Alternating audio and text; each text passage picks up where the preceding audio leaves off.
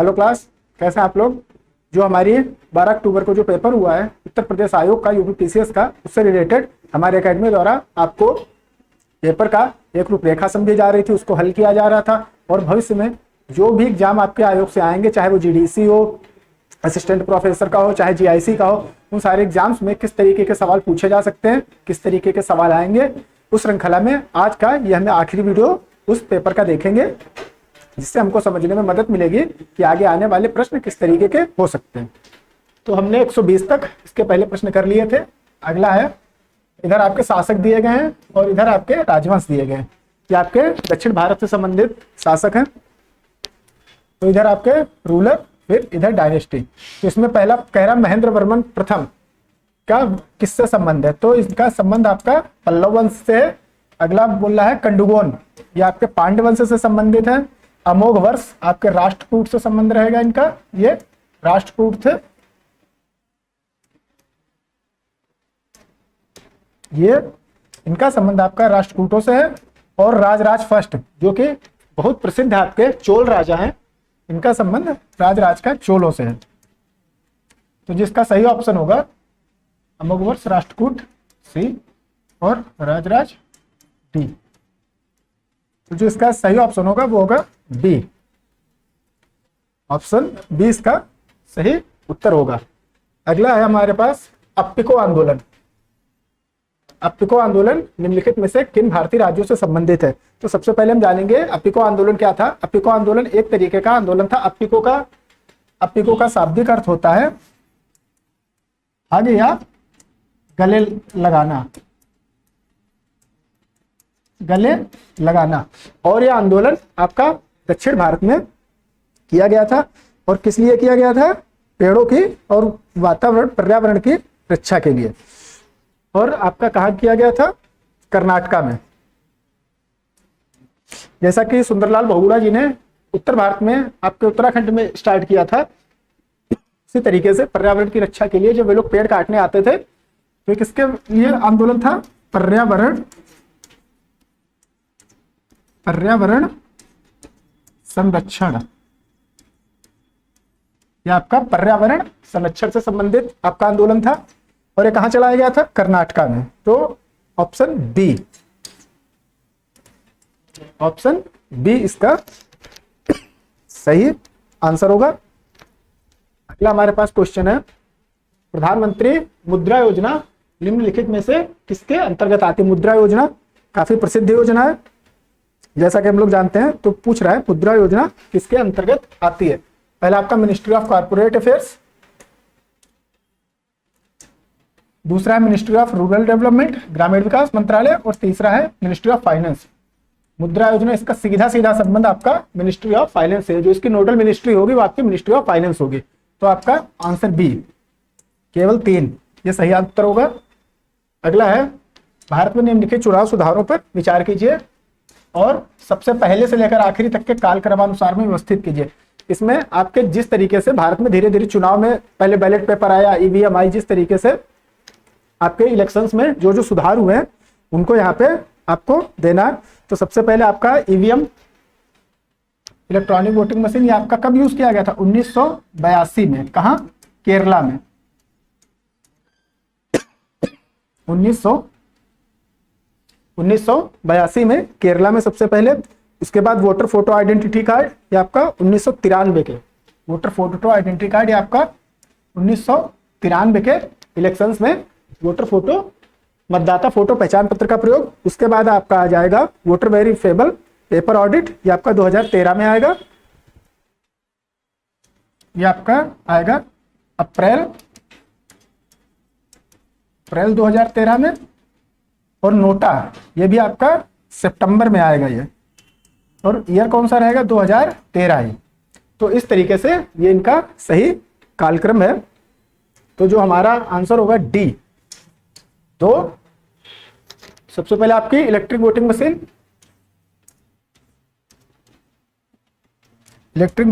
ये आप लोग याद रखिएगा कि कहां से इंट्रोड्यूस हुई थी।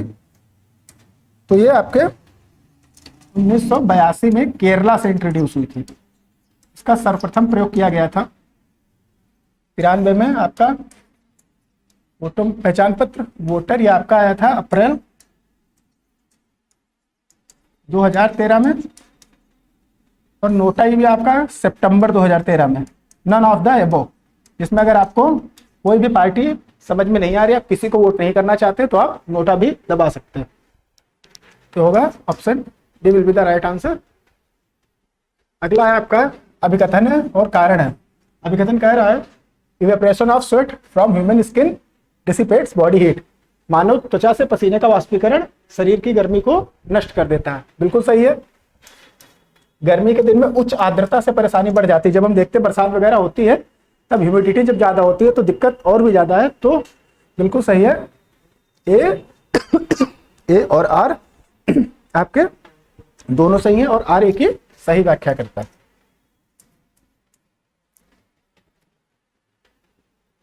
अगला क्वेश्चन है अंतरराष्ट्रीय पुलिस सहयोग के लिए, अंतरराष्ट्रीय पुलिस सहयोग,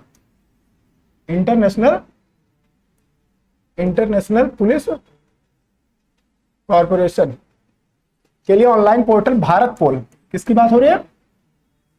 भारत पोल निम्नलिखित में से किसके विकास द्वारा किया गया है? पहला आपका केंद्रीय जांच ब्यूरो, सीबीआई, रॉ, आईबी या ईडी। इन चारों के बारे में पूछ रहा है। केंद्रीय जांच ब्यूरो, अनुसंधान विश्लेषण सूचना और प्रवर्तन निदेशालय, तो इसका उत्तर होगा केंद्रीय जांच ब्यूरो। केंद्रीय जांच ब्यूरो सीबीआई द्वारा इसका भारत पोल का उद्घाटन किया गया है, और ये अभी 2025, कब इसका भारत पोल का उद्घाटन सीबीआई ने किया है? आपके 2025 में। अगला है क्वेश्चन नंबर 127 निम्नलिखित, इसमें आपको कुछ घटनाएं दी गई हैं, तो इसमें कह रहा है कि इनको किस क्रम में लगाए? अंग्रेजों द्वारा अवध का अधिग्रहण, डलहौजी द्वारा 1856 में, नील का विद्रोह आपका कब होगा? 1859 में। नील का विद्रोह आपका 1859 में। उसके बाद आपका जो एंग्लो वार होगा, एंग्लो, ये आपका 1878 में, और आपका इल्बर्टविल कब आएगा? 1883 में। तो ये आपके सही क्रम है। इस बार के एग्जाम में हमको ये क्वेश्चन काफी सारे देखने को मिले हैं कि काल क्रम को लेकर के आयोग ने काफी ढेर सारे क्वेश्चन पूछे, लगभग 10 क्वेश्चन ऊपर हमको देखने को मिल जा रहे हैं। यहाँ पे आपका डायरेक्टली कालक्रम ही पूछा है, चाहे उसको करंट से हो, चाहे वो राष्ट्रपति के बारे में हो, चाहे वो किसी पदाधिकारी के बारे में हो, पदाध्यक्ष के बारे में हो, चाहे वो इतिहास से संबंधित हो। तो यहाँ पे कालक्रम अब फिर से डेट्स का जो इंपॉर्टेंस है वो धीरे धीरे हमको देखने में ज्यादा मिल रहा है। इसका सही उत्तर होगा वो होगा 1, विलय सबसे पहले हुआ, उसके बाद नील विद्रोह आपका हुआ, फिर आपका द्वितीय एंग्लो अफगान युद्ध हुआ, फिर इल्बर्टविल विवाद हुआ 83 में। तो उत्तर प्रदेश एक जिला एक उत्पाद योजना के अनुसार मूंज उत्पादन निम्नलिखित में से किस जिले से संबंधित है? मूंज प्रोडक्ट, ये फिर से आपका किससे क्वेश्चन है? यूपी स्पेशल से है। तो इसका मूंज उत्पादन पूछ रहा है निम्नलिखित में से किससे संबंधित है? तो इसका सही होगा आंसर अमेठी और सुल्तानपुर। इनको वन डिस्ट्रिक्ट वन प्रोडक्ट के तहत मूंज उत्पादन में इनको मिला है। तो सही उत्तर होगा डी। सही उत्तर होगा आपका डी, मूंज उत्पादन से ये संबंधित है, अमेठी और सुल्तानपुर। फिर अगला निम्नलिखित में से कौन सा कार्यक्रम योजना राष्ट्रीय शिक्षा नीति 2020 के उद्देश्य, जो आपकी नई शिक्षा नीति आई है 2020 वाली, ये कह रहा है निम्नलिखित में से कौन सा कार्यक्रम उससे संबंधित नहीं है? उल्लास संबंधित है, दीक्षा संबंधित है, भारत निर्माण कार्यक्रम, ये आपकी नई शिक्षा नीति का भाग नहीं है। तो जो इसका आंसर होगा वो होगा केवल 3, केवल 3 इसमें पूछ रहा है, इससे संबंधित नहीं है। तो भारत निर्माण का संबंध आपकी न्यू एजुकेशन पॉलिसी या नेशनल एजुकेशन पॉलिसी 2020 से इसका संबंध नहीं है। अगला पूछ रहा है आयरन डोम मिसाइल, जो कि अभी हाल फिलहाल में काफी ज्यादा चर्चा में भी रही थी। Iron Dome missile defence system belongs to which of the following countries? बहुत इजी क्वेश्चन था, इजराइल से संबंधित है, बहुत ज्यादा चर्चा में भी रही थी आयरन डोम। और ये आपका क्या है? ये आपका एयर डिफेंस सिस्टम है।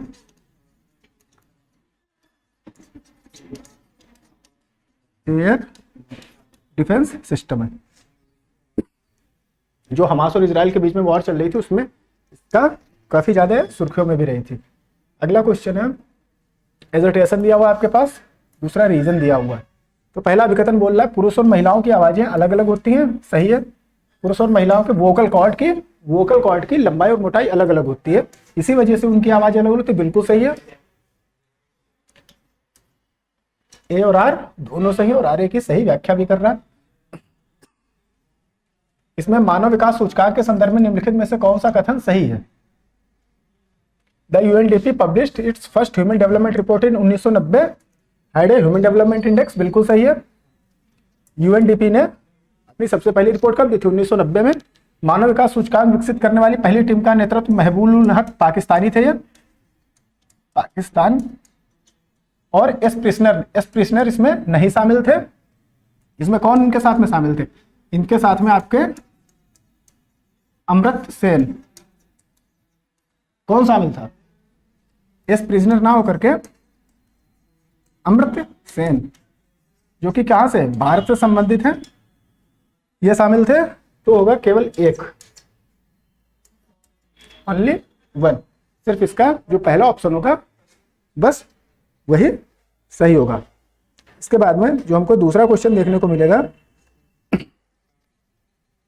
वह है निम्नलिखित में से कौन सा युग्म सही सुमेलित नहीं है? तो इसमें पहला है राष्ट्रीय मतदाता दिवस 25 जनवरी, सही है। 25 जनवरी सही है। फिर संविधान दिवस 27 जनवरी गलत है। ये कब होगा आपका संविधान दिवस? 26 नवंबर को मनाया जाता है, 26 नवंबर। और उसके बाद आपका आएगा मानवाधिकार दिवस, तो 29 जनवरी ना होकर के क्या होगा? 10 दिसंबर। ये आपका 10 दिसंबर को मनाया जाएगा। सही सुमेलित नहीं है, तो 2 और 3 आपके ये सही सुमेलित नहीं है। तो जो आपका उत्तर होगा वो होगा सी, 2 और 3, दूसरा और तीसरा, ये आपका सही उत्तर होगा। फिर अगला है आपका फिर से क्रम के अनुसार, कालक्रम के अनुसार ये लगा दी।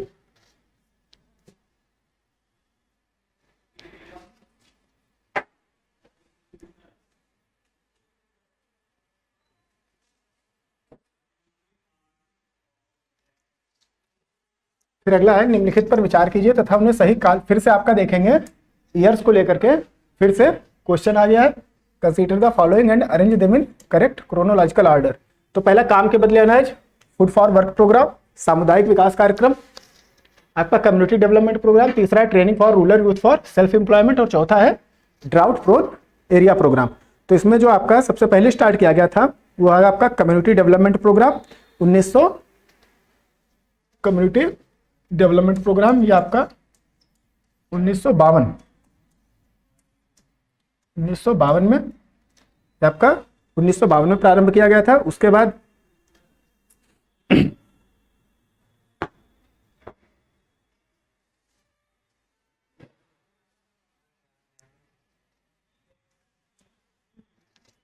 बाद आपका सूखा प्रवण क्षेत्र कार्यक्रम आ जाएगा जो आपका ड्रॉट से संबंधित है, आपका 1973 में। ये कब होगा आपका? 1900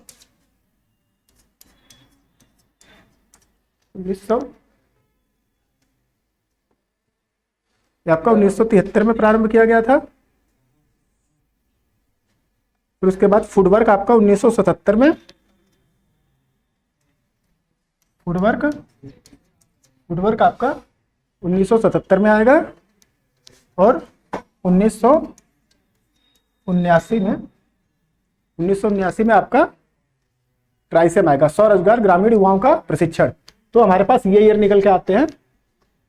फूड फॉरवर्क काम के बदले अनाज 1977, सामुदायिक विकास 1952, training for rural youth for self employment 1979 और सूखा प्रवण क्षेत्र कार्यक्रम 1973 से इसका संबंध है। तो हमारा जो आंसर बी होगा 2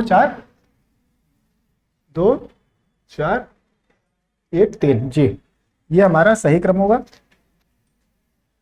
अगला है निम्नलिखित में से किसने जलियांवाला बाग हत्याकांड से दुखी होकर वाइस राय की कार्यकारिणी परिषद से इस्तीफा दे दिया था? Executive council sided by the Jallianwala Bagh. तो आपका सही उत्तर होगा चेट्टूर शंकरन नायर।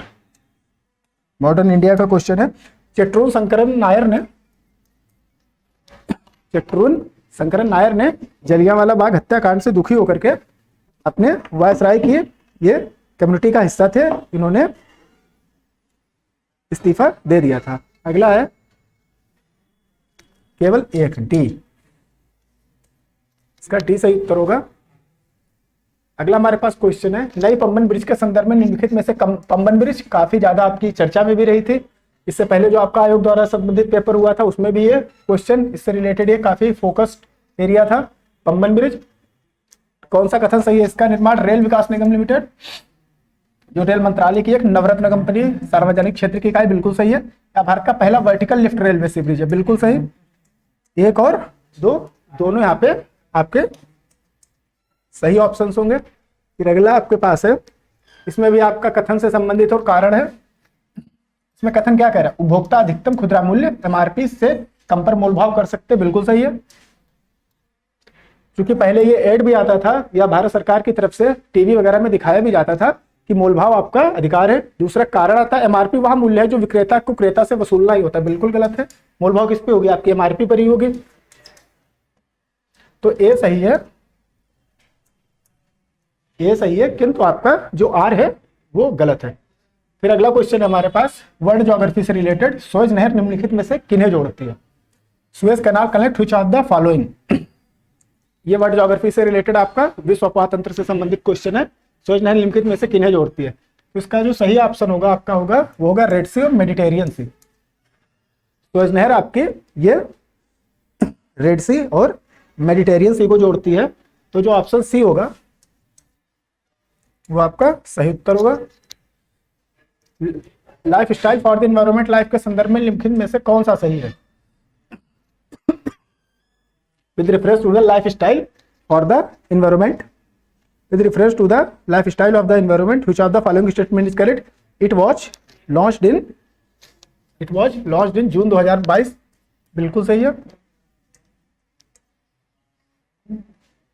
ये आपका लाइफ सही है। It's idea was proceed at the COP 25 in Madrid Spain, ये गलत है।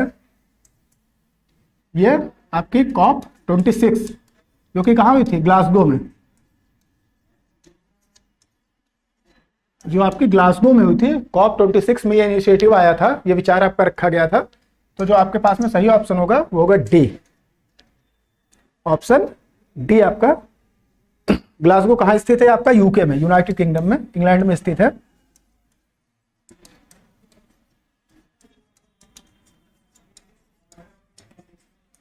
यूनाइटेड किंगडम, और ये COP 26 में आया था, ग्लासगो में, ना कि मैड्रिड में। तो आपका केवल एक ही सही है, आपका सिर्फ एक ही सही होगा।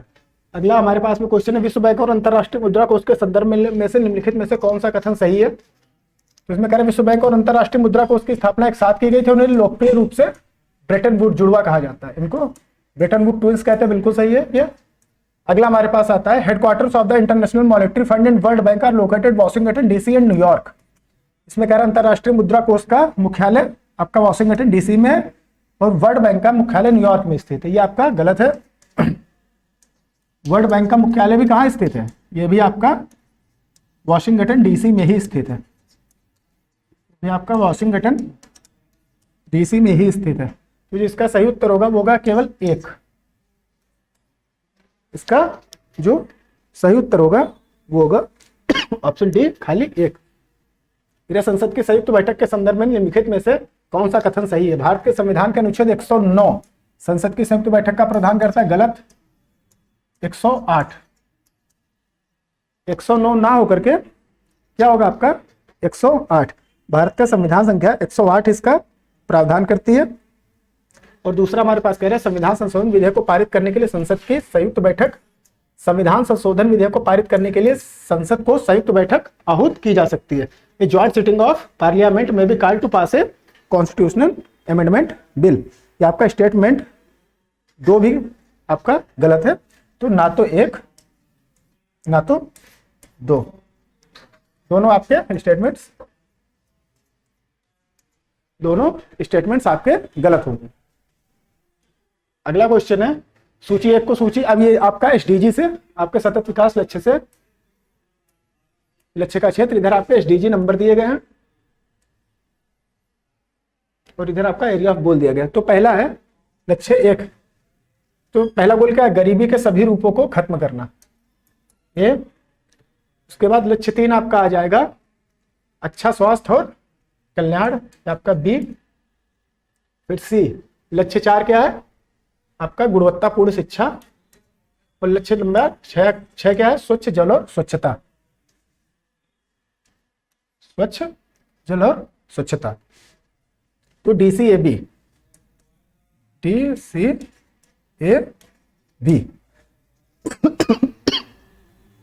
तो ये जो होगा ऑप्शन बी आपका, ऑप्शन बी आपका सही उत्तर होगा।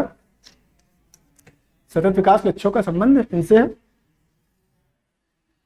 अगला है ऑपरेशन ओलिविया के संदर्भ में कौन सा कथन सही है, या उड़ीसा के तट पर ऑलिव रिडले कछुओं की सुरक्षा के लिए भारतीय तटरक्षकों की एक पहल है, बिल्कुल सही है। और कब चलाया गया था आपका, 1980s में चलाया गया था। कब चलाया गया था, 1980s में। जो आपके ऑपरेशन ओलिविया अगस्त के महीने के दौरान चलाया जाता है, ऑलिव रिडले कछुओं के घोंसले बनाने का समय होता है। अगस्त आपका ऑलिव रिडले कछुओं के घोंसले बनाने का समय नहीं होता है। तो दूसरा आपका, ये दूसरा आपका गलत है। तो जो आपका ऑप्शन होगा वो आपका होगा केवल 1। 1980s में ये ओलिविया मिशन आपके भारतीय तटरक्षक द्वारा पहल किया गया था। और दूसरा कह रहा है अगस्त महीने के दौरान, बाकी सब कुछ इसमें सही है, लेकिन जो ये अगस्त महीना है, नेस्टिंग इस महीने में नहीं होती है। नेस्टिंग आपकी कब होती है, बाकी पूरा कथन सही है, नेस्टिंग आपकी कब होती है, नवंबर दिसंबर में, नवंबर से दिसंबर में। तो दूसरा कथन गलत होगा, सिर्फ आपका जो सही होगा वो पहला कथन सही होगा। अगला है आपका कौन सा युग्म सही सम्मिलित नहीं है, 144 है। इधर आपके बायोस्फीयर रिजर्व दिए हैं, इधर आपके स्टेट दिए हुए हैं, बायोस्फीयर रिजर्व और स्टेट। तो पहला है आपका नोकरेक। तो पहला पूछ रहा है नोकरेक कहां उपस्थित है, तो आपका मणिपुर में नहीं है, ये आपका कहां है, मेघालय में है। आपका मेघालय में स्थित है नोकरेक, मणिपुर ना होकर के मेघालय में। मानस आपका असम का बहुत प्रसिद्ध बायोस्फीयर रिजर्व है, सही है। और दूसरा अगस्त्यमलाई केरल का, यह भी बहुत प्रसिद्ध है आपका बायोस्फीयर रिजर्व है। तो कौन सा सुमेलित नहीं है, तो आपका दूसरा और तीसरा, दूसरा और तीसरा आपका सुमेलित नहीं है। अगला, वैश्विक पर्यावरण सुविधा के संदर्भ में निम्नलिखित में से कौन सा कथन सही है, with reference to the Global Environment Facility. Global Environment Facility की बात हो रही है कि कौन सा कथन सही है। इट वॉज स्टेब्लिश्ड इन 1991, इसकी स्थापना 1991 में हुई, सही है। अगला कह रहा है केवल विकसित देश ही इसके दाता या डोनर है, मतलब जो देश डेवलप्ड है वही इसमें डोनेट कर सकते हैं, तो आपका गलत होगा। सिर्फ विकसित देश ही नहीं, जो आपके डेवलप्ड कंट्रीज हैं या डेवलप्ड कंट्रीज के अलावा जो डेवलपिंग है या अंडर डेवलप्ड है वो भी इसमें डोनेट कर सकती है। तो कौन सा कथन सही है, केवल 1। जो सही क्वेश्चन होगा वो सिर्फ पहला ही आपका यहाँ पे सही देखने को मिलेगा। नीचे 2 कथन, आधुनिक लोकतांत्रिक राज्य में आर्थिक, सामाजिक और राजनीतिक कार्य हेतु निदेशक सिद्धांत, जो हमारी डीपीएसपी है, निदेशक सिद्धांत महत्वपूर्ण है, कथन ये कह रहा है। और उसका कारण क्या बता रहा है, आर्थिक और सामाजिक लोकतंत्र की स्थापना करना ही निदेशक सिद्धांतों का मूल उद्देश्य है। तो ये भी आपका बिल्कुल सही है। तो ऑप्शन डी आपका ए और आर, ए और आर दोनों सही होंगे, और आर ए की सही व्याख्या भी करेगा। अगला आपका, निम्नलिखित में से किसके द्वारा खाद्य सुरक्षा में अधिकार की अवधारणा प्रस्तुत करी गई। फिर से हमारे पास फूड सिक्योरिटी का एक क्वेश्चन है, तो इसमें पूछ रहा है किसने कॉन्सेप्ट दिया था इंटाइटलमेंट इन फूड सिक्योरिटी, फूड सिक्योरिटी की अवधारणा किसने दी थी। तो इसका सही उत्तर होगा अमर्त्य सेन। यह अवधारणा पूरी तरीके से किसकी थी, अमर्त्य सेन की। तो ऑप्शन बी जो होगा केवल 4। एम एस स्वामीनाथन का इससे कोई संबंध नहीं है। एम एस स्वामीनाथन का संबंध आपका हरित क्रांति से, और खाद्य सुरक्षा की अवधारणा जो संबंधित है वो आपकी अमर्त्य सेन से संबंधित है। तो कॉन्सेप्ट अमर्त्य सेन का है। ज्ञानपीठ पुरस्कार के संदर्भ में निम्नलिखित में से कौन सा कथन सत्य है? The 50th Jnanpith award was conferred upon Sanskrit scholar Jagat Guru Rambhadracharya जी, बिल्कुल सही है। जो आपका 58वां ज्ञानपीठ पुरस्कार है संस्कृत में आपके योगदान के लिए किसको दिया गया? रामभद्राचार्य जी को, बिल्कुल सही है। पहला ज्ञानपीठ पुरस्कार 1965 में दिया गया था, यह भी कथन आपका पूर्णतया सही है। जो आपका पहला ज्ञानपीठ अवार्ड था वो तो 1 और 2 दोनों, जो आपके ऑप्शन 1 और 2 हैं,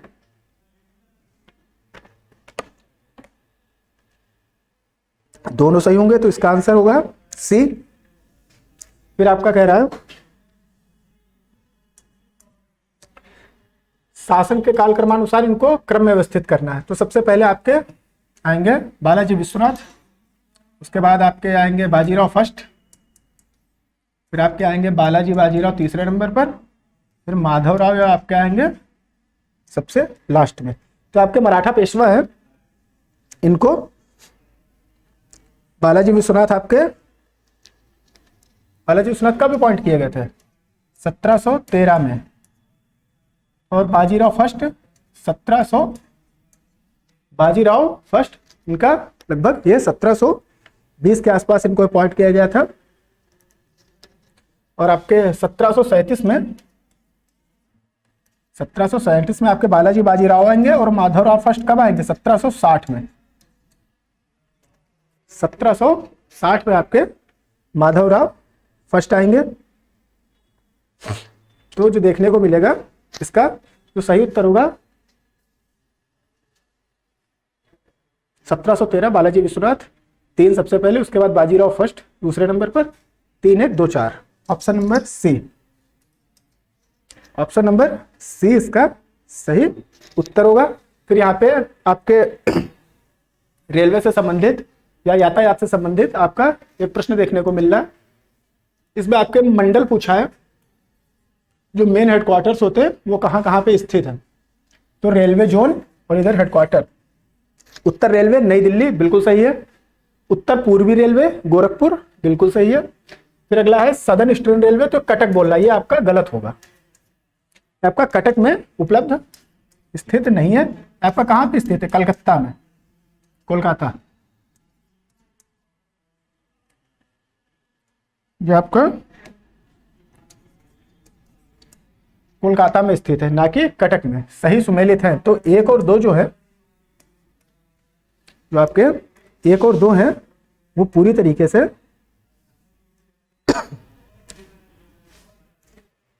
सुमेलित है। और कोलकाता में कहा? गार्डन रीच में, garden reach, garden reach Kolkata, garden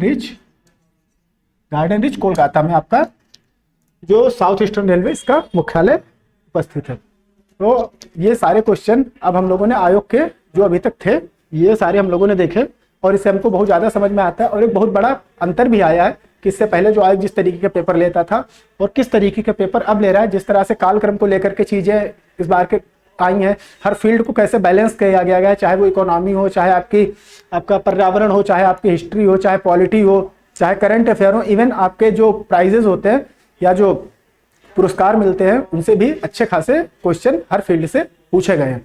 तो ये एक आपको देखने के लिए, समझने के लिए पैटर्न था कि आपको आगे पता चल जाए कि चाहे वो एलटी की हो, चाहे जीडीसी की हो, जीआईसी की हो, जो आगे आयोग द्वारा जगह आएंगी वो किस तरीके से उनमें प्रश्न आ सकते हैं। तो ये हमारे एकेडमी द्वारा एक प्रयास था आपको बताने के लिए और पेपर डिस्कस करने के लिए। अभी ये सीरीज, ये पेपर डिस्कशन की पीसीएस वाली हम लोग, ये हमारा लास्ट वीडियो था, यहीं पे खत्म करते हैं। Thank you.